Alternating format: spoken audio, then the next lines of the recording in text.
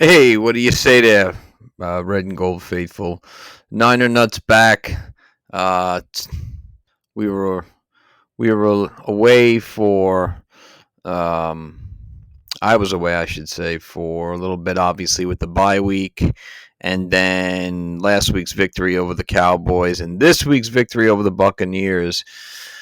And let me start off by just saying that these were two must-win games. I think I had said that on the last podcast. I had said this to several friends and family when they were asking me all about how I felt about the season when we were, 2 weeks ago. And I said, look, what we need to do right now after the Kansas City loss is real simple. We need to go out and beat Dallas. That's number one.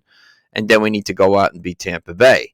Looking at the schedule, we knew that these were going to be two of the games that I'd like to say, for the most part, we knew we could beat both teams. But to be fair, especially with Tampa Bay, if you were watching them last week on Monday night against Kansas City, what I saw from them is a team that is battle tested, is playing really good without two of your star wide receivers, and has an emergence from your tight end, Kate Otten, as well as a really solid running game from dual running backs, and a defense that, for the most part, isn't great but plays hard. I think that's where Coach Bowles really um, has his strength is with the defense, because again, him being a defensive coordinator, him being a safety for much of his career, some of that spent with the 49ers and the Redskins where he won Super Bowls.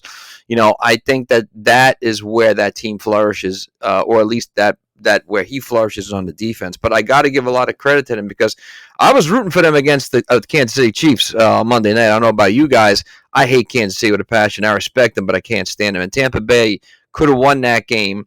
Had they would have, had the coin toss gone another way. You never give Patrick Mahomes the ball, um, in overtime. It's just, I turned it off actually before they even scored, because I knew I knew the end results. We all know, man. It's like we've been around here too long to see this shit. But these were two games we really had to win to really solidify ourselves, to see what we're made of. And while Sunday's game, I'll get into Sunday's game, wasn't great, for the most part, we were controlling that game against Tampa Bay. If you tuned in late and you didn't see the first two quarters, we were controlling that game early. The Moody misses didn't really put that over well, but trust me, we were controlling that game, as even the commentators had said.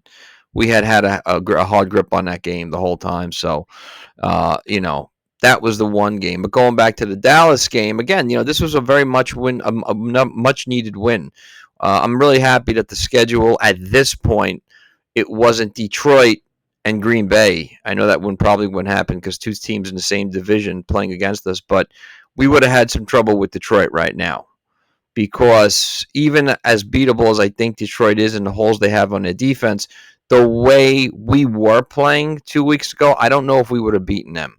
But I will say that these last two wins, while maybe not the prettiest, were much needed. And with the reemergence of CMC coming back from the Achilles tendon injury, with the emergence of Ricky Pearsall, who got his first touchdown as a rookie, he's looking really good. Again, not looking like a rookie at all.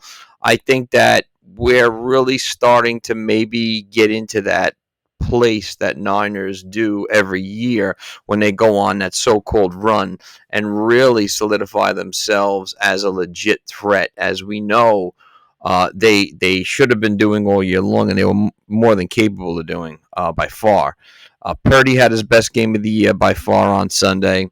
If you didn't see that, there's a sequence where he throws the touchdown pass to George Kittle. He's going left, he's going right, he's rolling, he's shimmy shammering in the pocket. I mean, it was great. It's something you have to see. Words don't describe how well he's played. So I think his play has improved a lot. And for the most part, the defense, I think, I'm still a little concerned about the front four. I thought we would have made bigger moves to address that, because even Sunday I noticed that Tampa Bay was running the ball right up our ass constantly, and we just couldn't seem to really control that until third and fourth quarter for the most part. But that's where we had a lot of our issues, I think. And I would have thought that we would have tried to make a run at some type of big defensive tackle. But I guess John Lynch likes what he has. And he's getting a lot out of Malik Collins. He's getting a lot out of Jordan Elliott for sure. Kevin Givens has had his best season by far. But I think that there seems to be a little of a lull in the middle of the defensive line. If you don't agree with me, please shout it out. Obviously, it has nothing to do with Javon Kinlaw because I don't think he was as good as he was drafted. But I think that obviously, losing Javon Hargrave is really hurt because he was definitely a plug for that middle, which also helped Nick Bosa generate sacks off the end and pressure.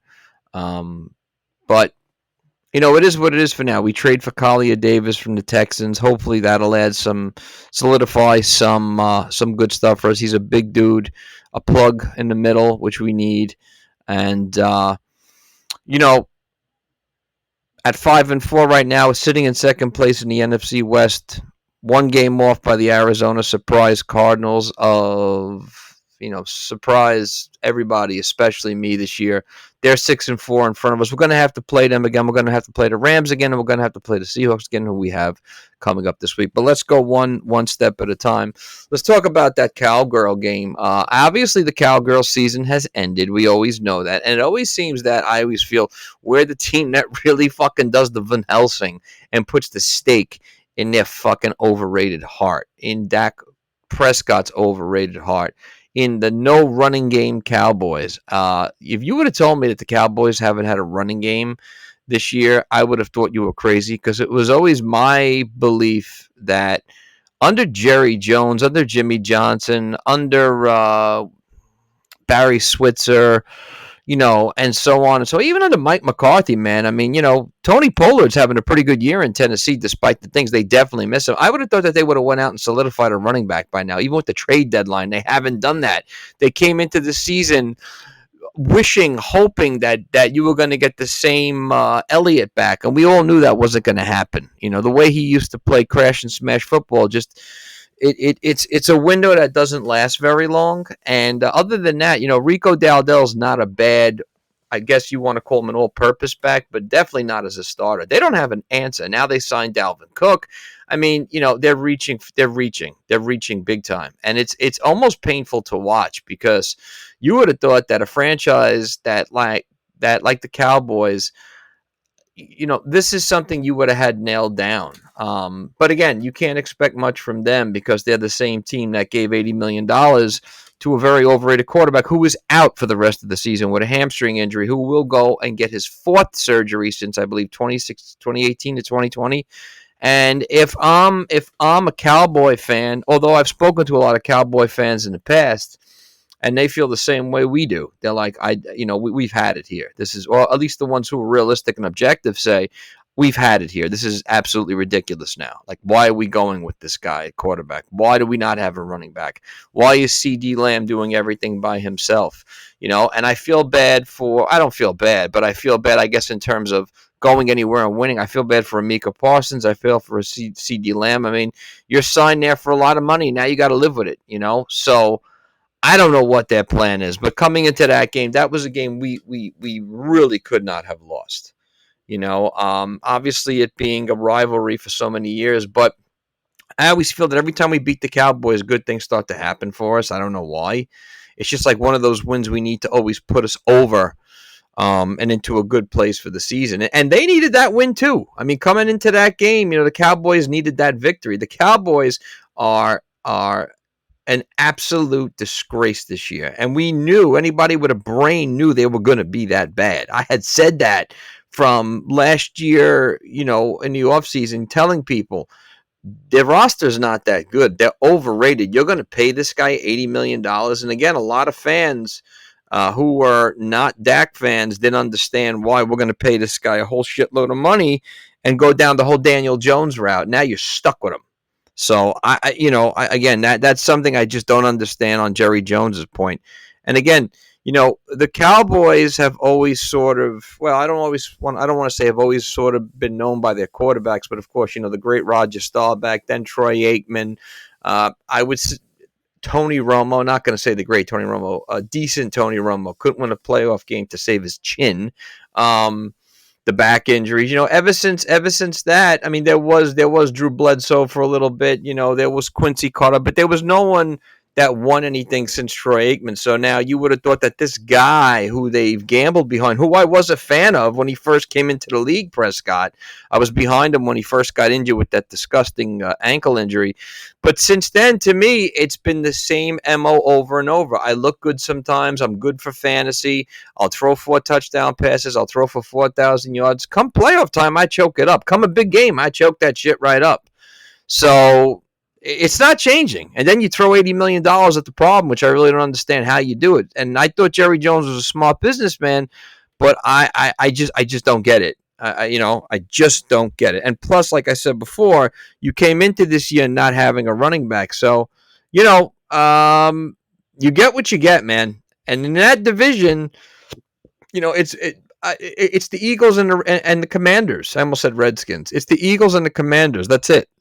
That's it. And I think coming into this year, nobody thought it was going to be the Commanders. So I didn't even think it was going to be the Eagles because I still think the Eagles are somewhat overrated for that matter. But for that much, but whatever, man. I still don't think they're a serious team either. That's just me. But that's what I thought that division was going to be about. But obviously, that's not.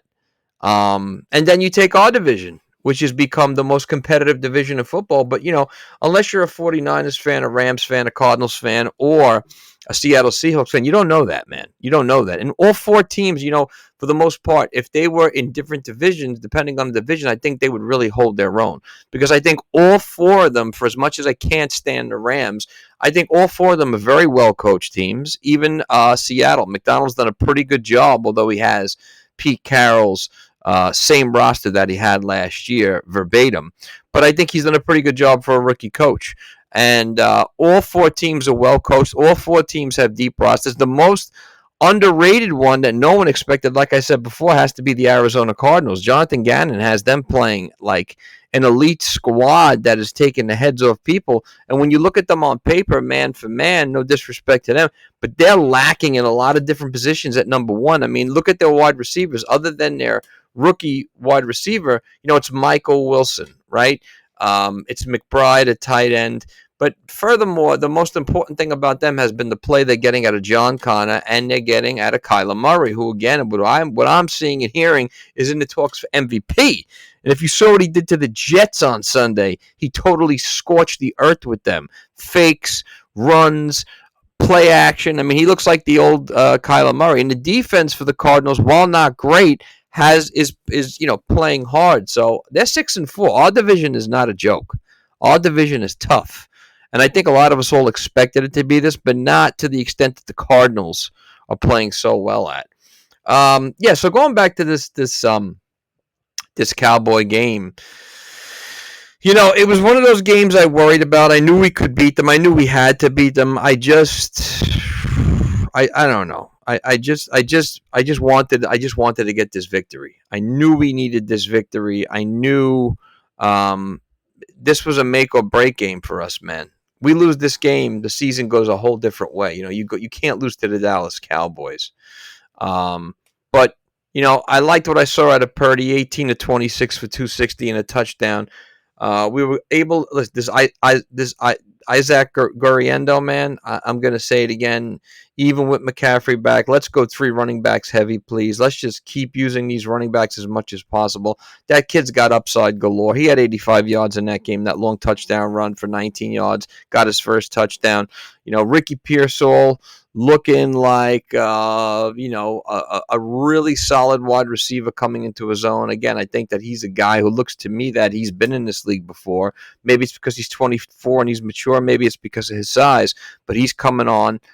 Jordan Mason, is still a very good running back. Had a monster year in place of Christian McCaffrey. You can't ask him to have done any more. So all the pieces are in place. This was a game we needed to win.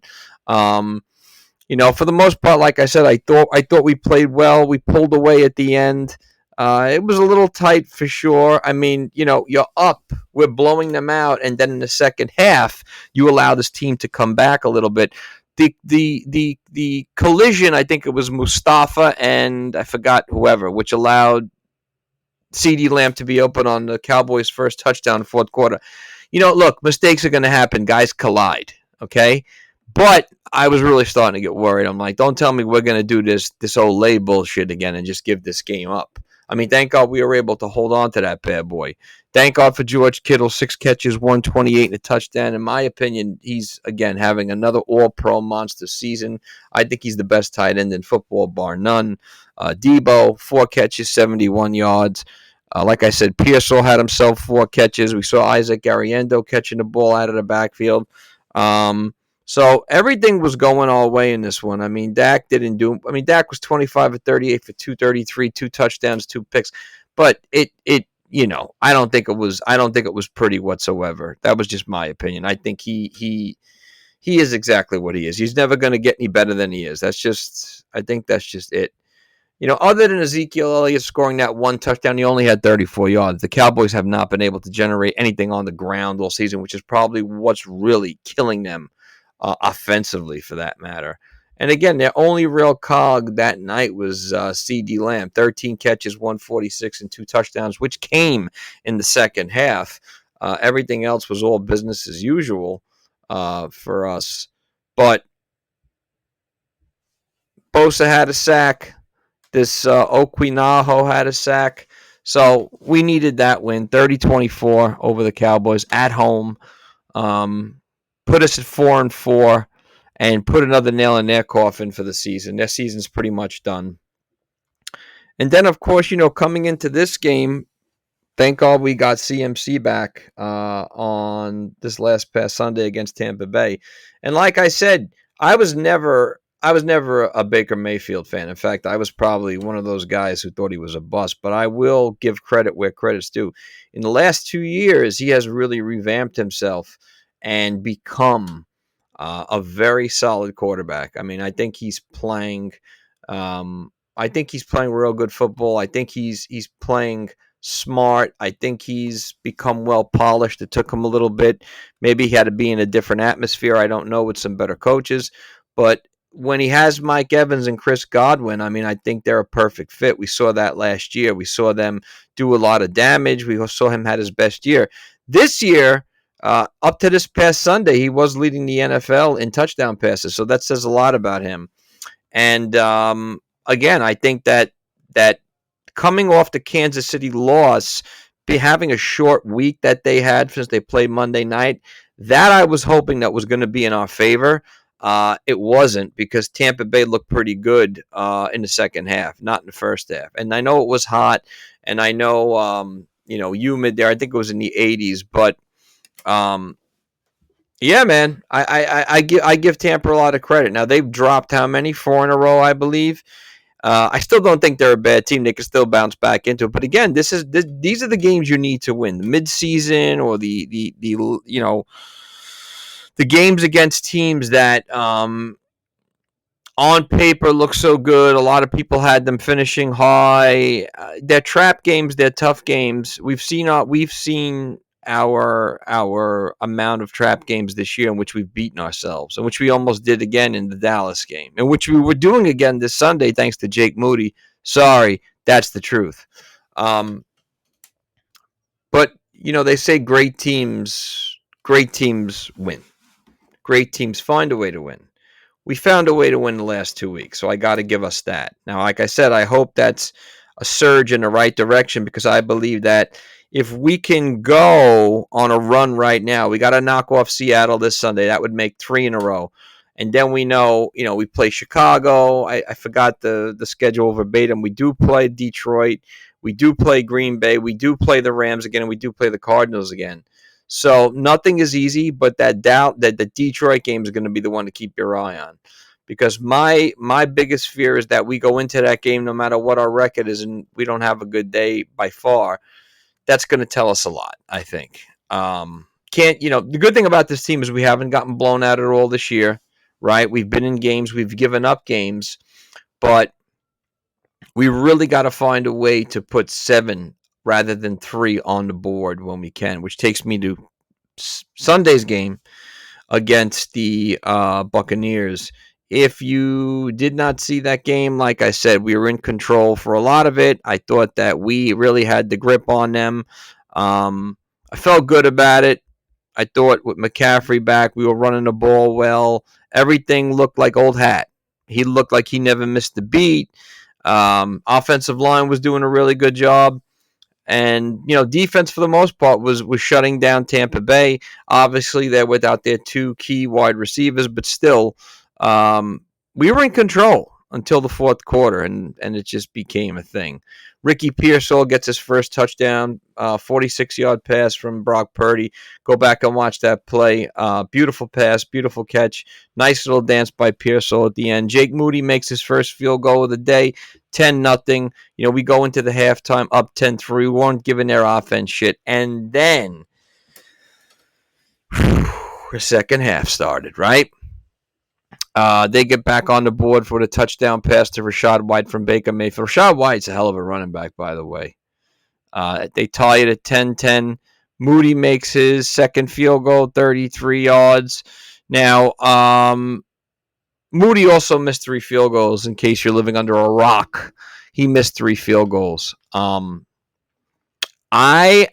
anyone know if the snap was bad? Does anyone know if the setup was bad? I at first thought that was the reason why Deebosamuel and Taylor Pepper were having a fight, but obviously I didn't hear anything back about that. I heard it was just frustration, which is really understandable, because not for nothing, if I'm Deebosamuel, I'm fucking pissed off too. Now, according to what Pepper has said in the interview post game, it went something that Deebo told Moody. I could be butchering this, but you have to make those kicks. You got to be clutch, whatever it is. He's 100% right. He's 100% right. Now, here's the thing about Moody, right, which really gets my fucking goat and doesn't make any sense. Someone said something to me like, well, he had the ankle injury. Okay. Isn't that why he was on injured reserve? Isn't that why he wasn't playing? Has he been practicing this week? Yes. Was he able to suit up for the game? Yes. So the ankle injury must not be a thing, right? Because he wouldn't be kicking with an ankle injury. Then someone said something to me, well, it's like his first week back. And again, I answered, was he practicing all week? Yes. So then what's the problem? No, he missed 3 field goals, man. He missed 3 field goals. What's he got? Four misses for the season, right? And look, this is a guy who missed during the Super Bowl. This is a guy we spent a 3rd-round pick on. I think anytime you spend high picks like that on the kicker, you're either insane or you got money to burn. This guy ain't Sebastian Janikowski. For all you cats that don't remember that, he was a 1st-round pick by the Oakland Raiders at the time. He lasted in the league a good 20 years. He was a monster. I think he was about 6'1", 250, 60, built like a linebacker, would kick off with that booming left leg. He was a hardcore, hard-hitting Polishman, man. Kind of reminded me of Ivan Putski, a wrestler, really big in diesel. Go Google it. He would cripple you in his early days on the kickoffs, but man, did he have a leg. Yeah, he's not Sebastian Janikowski. And while Jake Moody had a lot of success in college, baby, this ain't college. And I don't know about you guys, I do not feel confident with him back there. Because let me tell you something. If you think that kickers aren't important, if you think kicking isn't an important part of the game, or punting, you don't know what the fuck you're talking about. Let me just put that out there.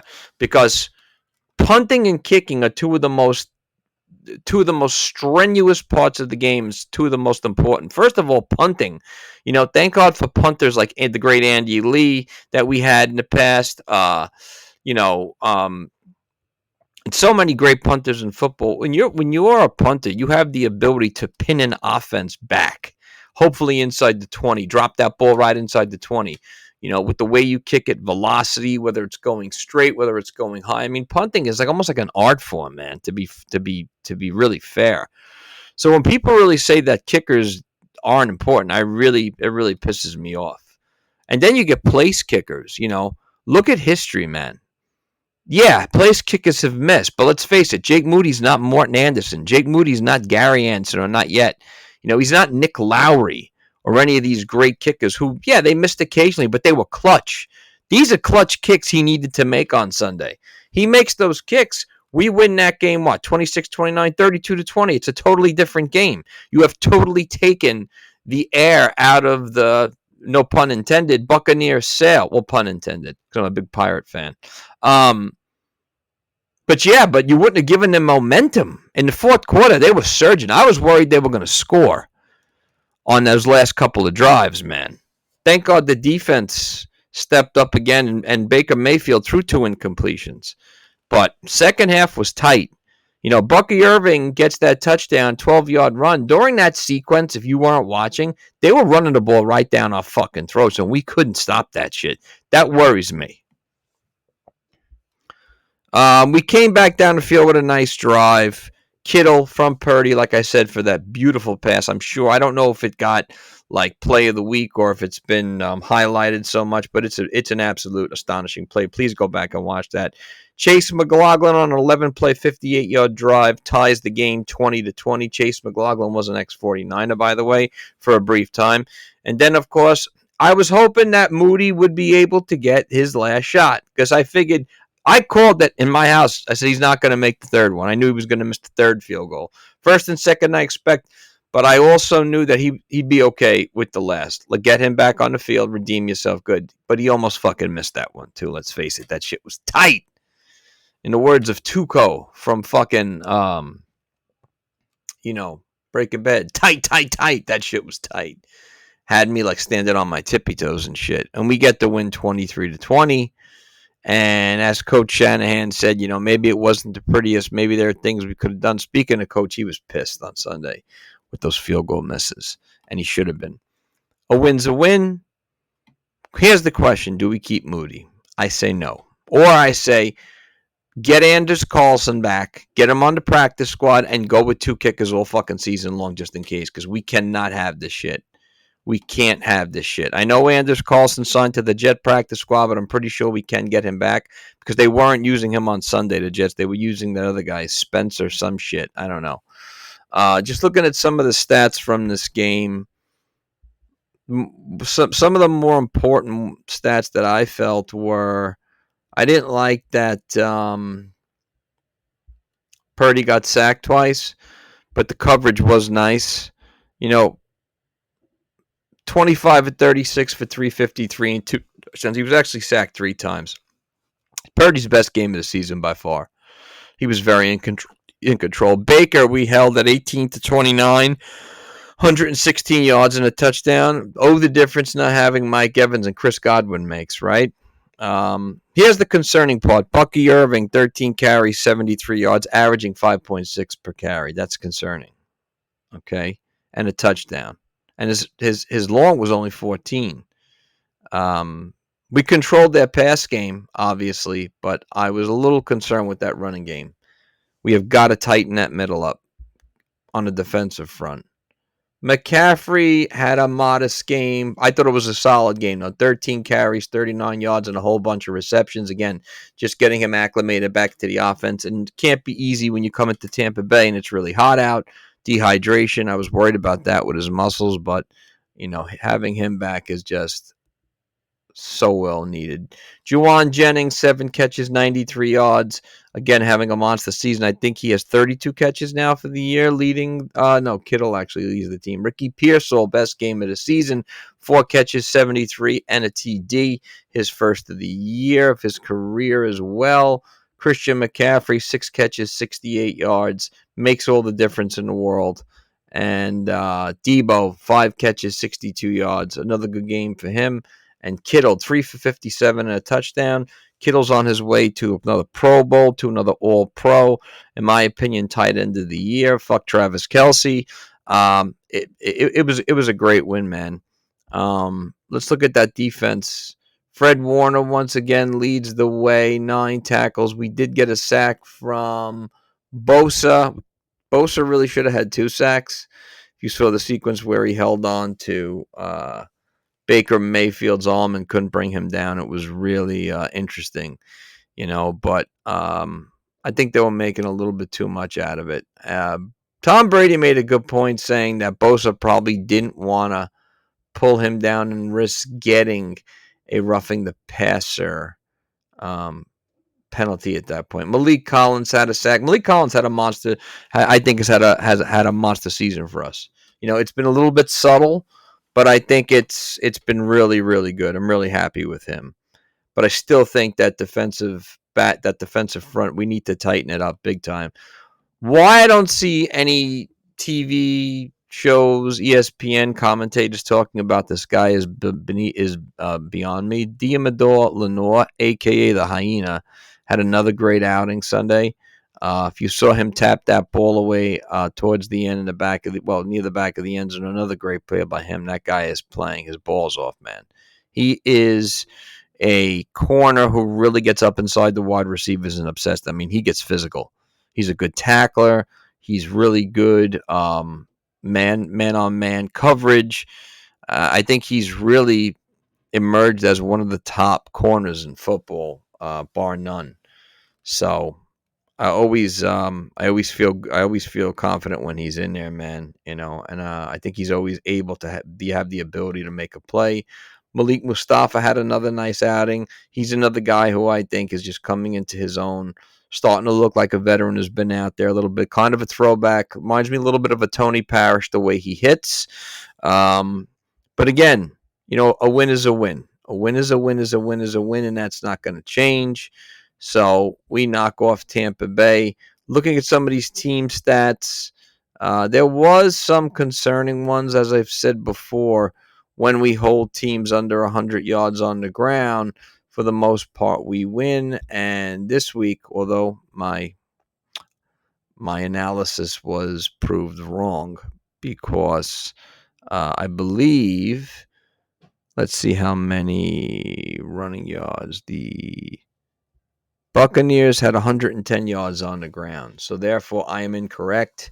When we hold teams under 100, we usually win. But when we give up 110 yards on the ground, we still win. No. Can't give up that many yards on the ground. There's no way. And looking ahead against Detroit, we know they have the best offensive line in football. They're going to pound the 1-2 monsters at us, Montgomery and Gibbs. And got to stop that run, man.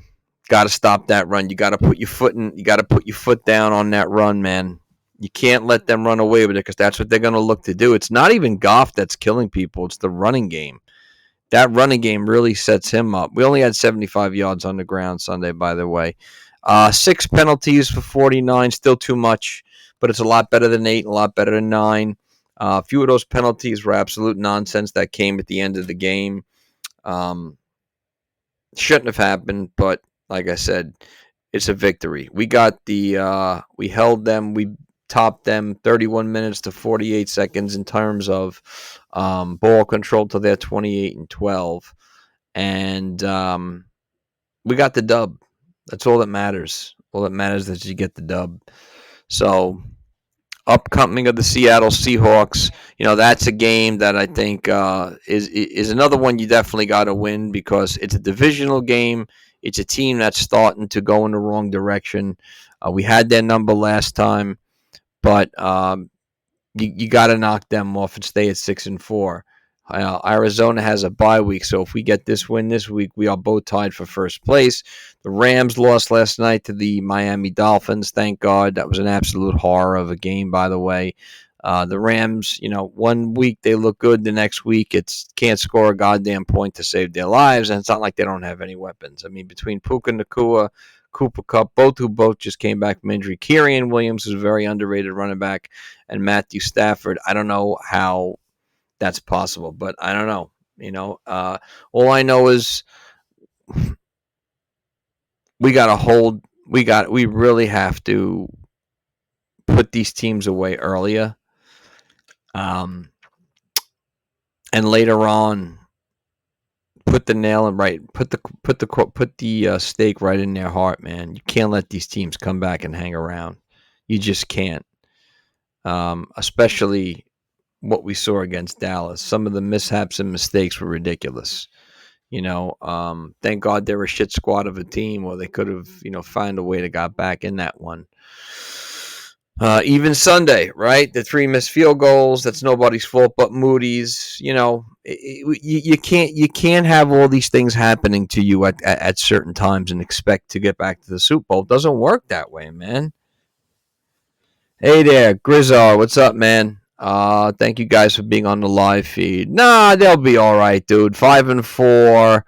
I think I said earlier in the podcast. I think that now is the time where we start to see them go on a run.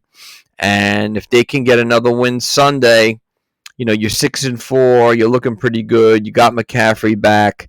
What I was told, you know, um, Dre Greenlaw's window is going to open. So a lot of good things are going to happen, I think, once this team is solidified back from injury. And no disrespect to Brandon Ayuk, but I think the combination of Juwan Jennings and Ricky Pearsall is really going to take the place of him, I should say. An area that we really need to improve upon is the special teams, man. I know all you guys are with me on that. We've talked about this from the early part of the season. Here's what I propose and what I say. I don't consider the kicker part of the special teams a lot of the time when he's kicking a field goal. I just consider the kicker a kicker. Special teams, obviously, yeah, they have to block and hold the defense back from trying to block the kick and all that. But it's Moody and then the special teams for me. And special teams has not played well this year at all. We've given up big returns. We've made a lot of mistakes. Speaking of one of which, if you watch the game Sunday, rookie Jacob Cowing got another man pushed into him and fell backwards, lost his balance. The ball did hit him, and Tampa Bay recovered. That wasn't Cowing's fault whatsoever. There's nothing you can do if you're like this, waiting to return the ball, and one of your own gets bounced into you and the ball hits you. It's not your fault. If you would have fumbled an open field, return, yeah, then that's your fault. On the defensive side, we've given up some heavy returns too. We've seen that happen, and we know we can't do that anymore. Now's the time when you're going on and getting these wins. You got to tighten things up all over, or you're going to fall apart real quick. And I'm telling you, the deciding game to decide that is the Detroit game. That's going to be the one that tells us how good we really are. I think that these three games, the third one going to be against Seattle, is an indicator to how good we are. We already won 2 of those 3 games needed. And now, like I said, you got to beat Seattle. But against the Lions, I think is going to be the ultimate test if they keep playing the way they're playing the Lions. Because I think right now that's the best team in the NFC. And of course, we know in the AFC, everything's going through Kansas City at 9-0. But come Detroit, we have to figure out how good we really are. And I have a feeling that, like I said, you go on a run right now, you really tighten things down, clean up the mistakes, clean up the penalties, got to do something with that special teams, change things up a bit, and find a way to really solidify that defensive line. Hopefully this new acquisition from Houston helps out. He's a big boy, 6'1", 315. Another good big body always helps. So keep an eye on that Detroit game, man. That's all I'm going to say. That's going to be the one that tells us. If we get blown out in that game, not good. Not good. If we lose and it's a tight one and we're in, not good, but I'll feel better about it. And if we win, great. But I think now is the time for this team to go on that run and solidify themselves as a legit threat in the NFL. And look, like we know how good this team is. I mean, we're fans of this team. This is our squad. We know them inside and out. We know what they're capable of. The games they blew against the Rams and the Cardinals is not them. And shit happens, for whatever reason. But then you have what you had Sunday with a breakdown with your kicker. I'm telling you, man, I think they need to get another kicker on the roster. Just on the practice squad. I wish they can get that Anders Carlson back at this point.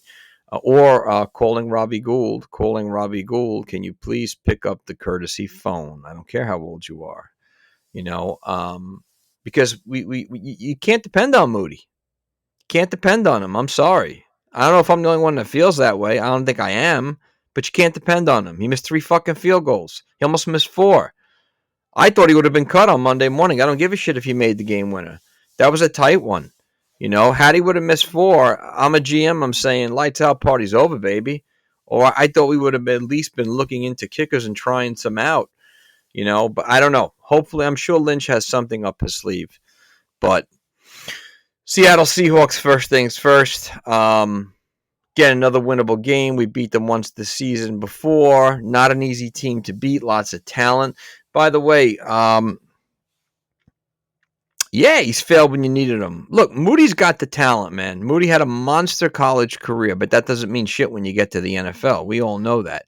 Moody has the leg. He's got the talent, but he's not clutch. What is clutch? Like I said before, Gary Anderson, Morton Anderson, Nick Lowry, Adam Vinatieri, all those great kickers, Matt Gay, Nick Folk, all those great kickers, Robbie Gould, that were automatic, Chris Boswell. What we're seeing a lot this year is a lot of kickers are fucking missing field goals, man. And again, maybe someone else out there knows rather than I do. I didn't hear anything. Were they bad snaps from Pepper? Was it a bad hold? I mean, I don't think it's the foot injury because he wouldn't have been playing if it was. I think that's a lame excuse. If he was kicking all week, why wouldn't he, what's the problem? Unless there's a lingering issue, I don't know. I haven't heard anything. But I don't feel comfortable with this guy as a kicker, especially when we're going to have some games that are going to come down to the field goal to win it, or we're going to need to get those field goals. Because here's another thing, and this is where I totally am in agreement with Deebo. When you can't ask any more of your defense and your offense than what they've been getting from them, San Francisco, and then have your kicker go out there and fucking miss. It's like everything then that you just did to get to that point, it was for nothing. And now the defense has to work even harder, given the field that's been given wherever the opposing team gets the field back. And now we got to go back on defense and do our thing. After a while, defense runs out of gas, man, or starts to get low on it. You got to make these fucking kicks. But you know what? They should be 7 points instead of 3 anyway. That's one of the areas where Purdy was adamant and he wanted to improve, and that's one of the areas where we do have to improve. You got to turn 3 into 7. Now, if you're going to continue the season with Moody, shit, you don't have a prayer in the world of not converting us. You have to convert 7 to 3. You have to. It's imperative. So, like I said, Lynch is a great GM. I hope he brings in a kicker. Please get Anders Carlson back. I like the way he was kicking. Even though he was young, he missed a couple with Green Bay last year. I still think he's got a lot of upside in a booming leg. Other than that, I don't know who else is out there, but we'll have to wait and see. Look, other than that, CMC's back. That's all that matters. Greenlaw's on his way back. All that matters. Everything's flowing in the right direction. Purdy is really coming into his own more than ever, just with his patience. Just ask Tom Brady. He breaks it down perfectly. Got Gary Endo. You got Jordan Mason. The offensive line hasn't been playing too bad. Pooney's playing great. Like I said, the only area I think is where they got to really solidify it is in that defensive front. They got to stuff runners. And I think that defensive backfield, when all together and healthy, is one of the best. Speaking of defensive backfield, much love and respect for Shavarius Ward's little daughter who passed away earlier last week. Really sorry to see that. We'll keep her and him in my prayers. We should all definitely do that. Keep him and his family in prayers. Beautiful little girl, in case you haven't seen her on Instagram. Very, very cute, man. It's got to be absolutely catastrophically devastating for that family, and God bless them in their time of grief, man. Also, too, like I said, Lenore, Jair Brown, I think these guys are really coming into their own as a unit, and I think the more experience they have, the better they will be altogether. On that note, I want to give a shout out to Big Bad Matt Williams, buddy of mine who is a diehard Pittsburgh Steelers fan. There's a team that's coming. There's a team that has the best coach or one of the best coaches other than Shanny in football. And there's a team that has a great organization. Okay. And it's also a team, I'm going on record of saying, they can beat the Kansas City Chiefs for sure. Okay. So shout out to my buddy Matt Williams. But anyone see Bosa get fined for that hat, man? I'll tell you the truth. He did it so fast with the in thing. I didn't even know what was going on because I caught that part later on. But they fined him for the hat. Look, I don't do politics on here. I don't get into politics at all. I keep my beliefs to myself. And in the words of Elvis, I'm just an entertainer. I don't get into it. I know he got fined for it. I don't know what the rules and regulations are in the NFL for wearing hats of, on a parties that have nothing to do with football. I don't know. I mean, I would like to think that there are guys who wear things, whether it be sneakers or whatever, that are not part of the NFL. I don't know. I mean, they find him a shitload of money. I think it's a little bit ridiculous, to be honest. I mean, the game was over. He was wearing a hat. I don't give a shit what the hat says, man. Who cares? But he got fined. Whatever. I thought he handled it really well, man. I thought Bosa handled it really well. Calm, cool, controlled. Had somewhat of a smile on his face, man. Was very, very outspoken and just very calm. Bosa's just a fucking animal, man. You ever watch when he lines up and he kind of stretches that leg back? He almost looks like a leopard or a tiger, and then he just explodes inside and pounds away at the tackle, man. He's a beast, man. Like I said, I hope they just keep utilizing him correctly, slotting him up and down that defensive line. You got to throw these offensive linemen off. Give them shit, man. But that was fun. We need CMC in the red zone. Yeah, man, we do need CMC in the red zone. A commentator said that Sunday, same thing. CMC in the red zone is bread and butter, at least for us. But you know what, though? I thought that even though we didn't have him, which was terrible, would it have made a difference in the red zone? Yeah, he would have made a difference in the red zone how we'd had him. But like I said, great teams find a way to win. We have to find a way to convert. There's 9 games left. You gotta hit on all these cylinders because these are the things that Kansas City does. And I don't like to digress, but going back to that Kansas City game, first half we had picked him, we had sacked him. I think they're beatable, man. I think they're beatable. I really do. They just don't make too many mistakes. They're just a fine-tooled machine, fine-oiled machine that runs really well. And it doesn't matter who's in there. They window dress with all those positions, and it doesn't matter because of the organization and because of the players who are solidified in there, who have been there the last couple of years, along with these new additions. We have got to play mistake-free lights-out football these last 9 weeks. We have got to. If we can go 12-5, I'll be very happy. If we can go 11-6, I'll be very happy. But like I said, I feel the Detroit game is the one to really just mark down. That'll tell us a lot. And on that note, I'm going to get out of here. Time to lift, hit the gym a little bit. Look, I'll be coming back at you this week with some more content. In the interim, please always hit me back. You can message me, whatever. I'm blessed, humble, thankful that you guys follow and watch. Thanks so much.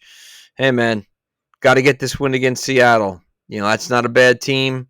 They're going to be looking for a victory. They need it. They need a win, man. And I don't want to lose to them, especially at home. We can't lose to them. In fact, I want like a 38-20, 38-13 ass whipping on them. I think it's imperative, especially after what happened last week. So, all right, guys, peace out.